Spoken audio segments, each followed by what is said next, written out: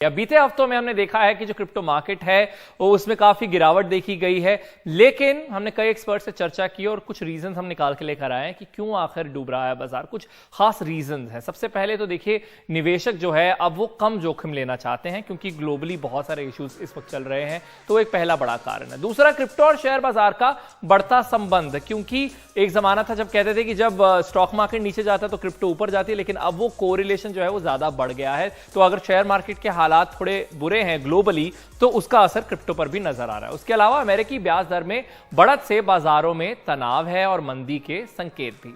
और आखिर में भारत समेत अन्य कई देशों में नियामक संबंधी चुनौतियां हैं क्योंकि रेगुलेशन नहीं है। और इस सब के ऊपर एक सेल्सियस नेटवर्क का क्राइसिस जो है वो भी आ गया, जिससे एक नया क्रैश देखने को मिला। हम अपने मेहमानों के साथ चर्चा भी उस पर जरूर करेंगे, लेकिन उससे पहले आपको समझा देते हैं कि सेल्सियस नेटवर्क वाला जो क्राइसिस है वो आखिरकार है क्या, वो विवादों में क्यों है।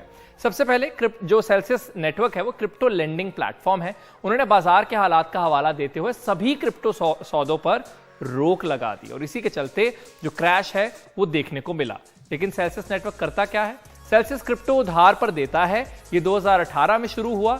इससे इथेरियम, बिटकॉइन और कई स्टेबल कॉइन पर कमाई हो सकती है।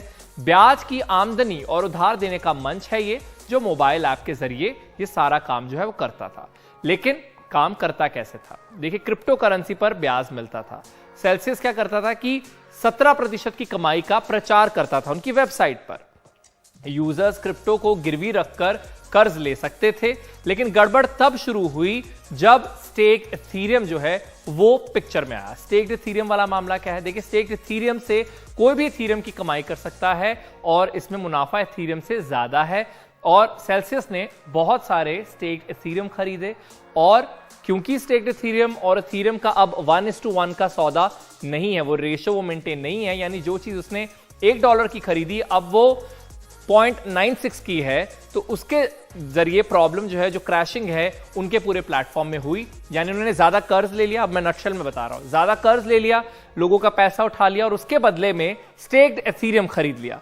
अब उसके ऊपर ढेरों उधार हैं और वापस करने को पैसे नहीं है, क्योंकि जो स्टेक्ड इथेरियम का पेग है अगेंस्ट इथेरियम वो 1:1 रहा नहीं। हमारे मेहमान हमारे साथ जुड़ गए हैं। Ashish Anand, founder and CEO brew finance, दूसरी ओर ओम मालविया, प्रेसिडेंट टेजॉस इंडिया। दोनों का बहुत बहुत स्वागत है। सबसे पहले मिस्टर आनंद, आपसे सवाल कि आपको लगता है कि जैसे 2008 में स्टॉक मार्केट का क्रैश हमने देखा था, लेमन ब्रदर्स का कोलैप्स हमने देखा था, क्या वैसा कुछ आपको जो खुशबू है उसकी खुशबू यहां आ रही है इस क्रिप्टो मार्केट में? हाय अरुण, तो मैं ये कहूंगा कि जब 2008 का क्रैश हुआ था, लेमन ब्रदर्स वाला, तो दुनिया में क्रेडिट मार्केट बंद हो गए थे।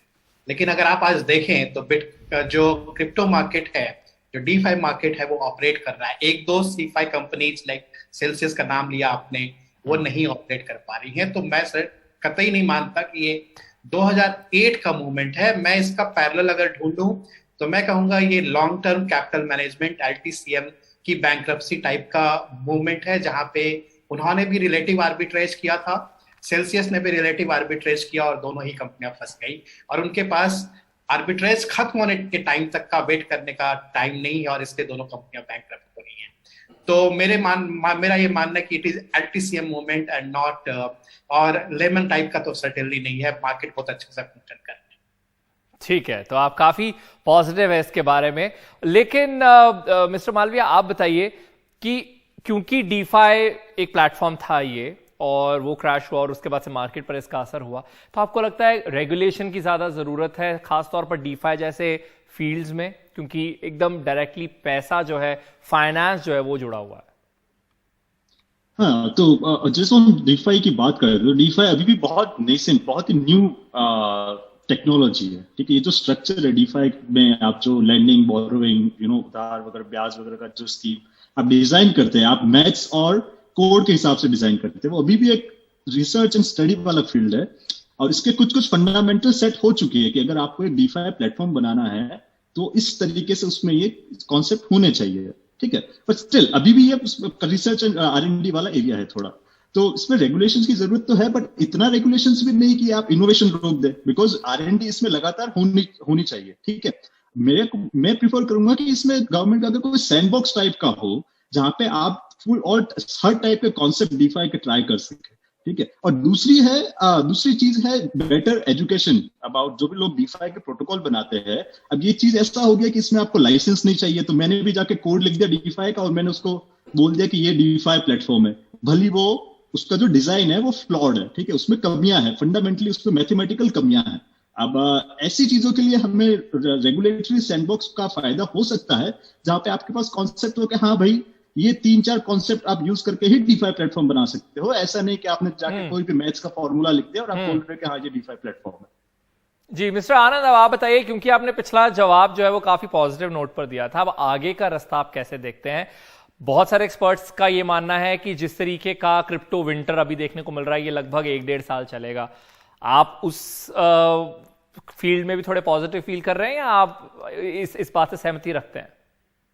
देखिए, ये क्रिप्टो का साइकिल है 2+2 ईयर्स। जैसे हम इक्विटी मार्केट में टिपिकली 10 ईयर्स का साइकिल देखते हैं, 10+2 ईयर्स, यहाँ पे 2+2 ईयर्स का साइकिल चलता रहता है। हम वही साइकिल देख रहे हैं, तो ऑफकोर्स सब लोग यही कह रहे हैं कि भाई ये 2 साल विंटर चलने वाली है। बट अभी हम फर्स्ट लेग ऑफ विंटर में हैं और typically first leg of winter के बाद क्या होता है, एक शार्प डेड कैट बाउंस भी आता है, तो शायद उसकी प्रोबेबिलिटी ज्यादा है instead of a prolonged winter जो रहेगा। और डेड कैट बाउंस के बाद अगर मार्केट फिर गिरता है, अभी सपोर्ट बाउंस डेड कैट होगा या न्यू हाइट होगा, कोई नहीं जानता। दोबारा जब मार्केट गिरेगा तो हम देखेंगे कि शायद उस समय पे 1-8 साल जो है मार्केट एक्यूमुलेशन फेज में चला जाए और तब जो है बहुत बड़ा विंटर आने की चांसेस है। अभी तो इमीडिएटली देखते क्या होता है, बट मार्केट इतना गिरा है तो बाउंस बैक के चांसेस बहुत ज्यादा है as compare to prolonged winter at तो अभी ये जो साइकिल है इसमें थोड़ा सा पंक्चर है, लेकिन जैसे ही हवा भरी जाएगी तो तेजी से दौड़ेगी, ऐसा कह रहे हैं। बहुत बहुत शुक्रिया आप दोनों का। दोबारा ऊपर जाएगा, फिर गिरता है या नहीं वो देखने की बात होती है। तो फिर दौड़ेगी ये साइकिल, शायद उसमें मोटर भी लग जाएगी, ऐसा इनका मानना है। बहुत बहुत शुक्रिया आप दोनों का हमारे साथ जुड़ने के लिए।